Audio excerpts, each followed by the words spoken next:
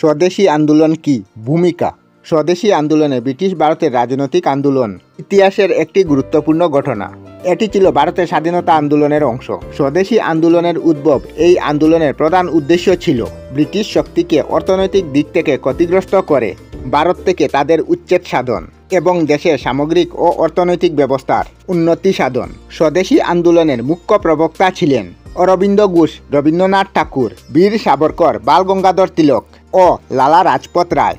স্বদেশী আন্দোলন 1905 সালে বঙ্গভঙ্গ আন্দোলনের পরিপ্রেক্ষিতে স্বদেশী আন্দোলনের উদ্ভব ও বিকাশ ঘটে। সরকারিভাবে বঙ্গভঙ্গ কার্যকর হলে এই সিদ্ধান্তের বিরুদ্ধে আন্দোলন চরম আকার ধারণ করে।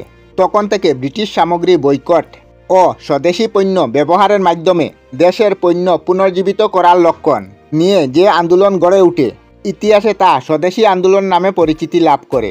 এই আন্দোলনে দুটি দিক নিয়ে কার্যসূচি চালু করা হয়। প্রথমটা হলো সমস্ত প্রকার বিলাতি দ্রব্য বর্জন করা। দ্বিতীয়টি হলো স্বদেশী পণ্য ব্যবহারের মাধ্যমে দেশের অর্থনীতি ও শিল্পের প্রসার ঘটানো। এই আন্দোলনের ইতিবাচক দিক হিসাবে স্বদেশিকতার উত্থাপন বিশেষভাবে উল্লেখযোগ্য।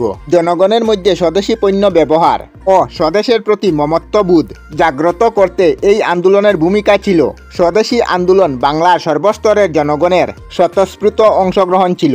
বাংলার বাইরেও এই আন্দোলন ব্যাপকভাবে ছড়িয়ে পড়েছিল। পরিশেষে বলা যায় যে বঙ্গভঙ্গ প্রবর্তনের পরই স্বদেশী আন্দোলনের সূত্রপাত ঘটে।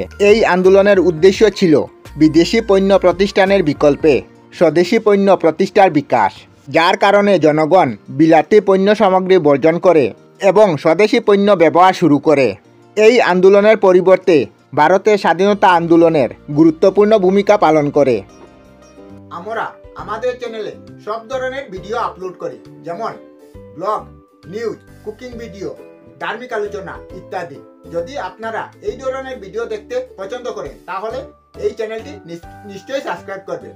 আমি আপনাদের সাথে বিদায়ক না, আজকের মতো বিদায় নিলাম। আর ভিডিওটি ভালো লাগে লাইক, শেয়ার ও কমেন্ট করবেন। ভিডিওটি সম্পূর্ণ দেখার জন্য অশেষ ধন্যবাদ।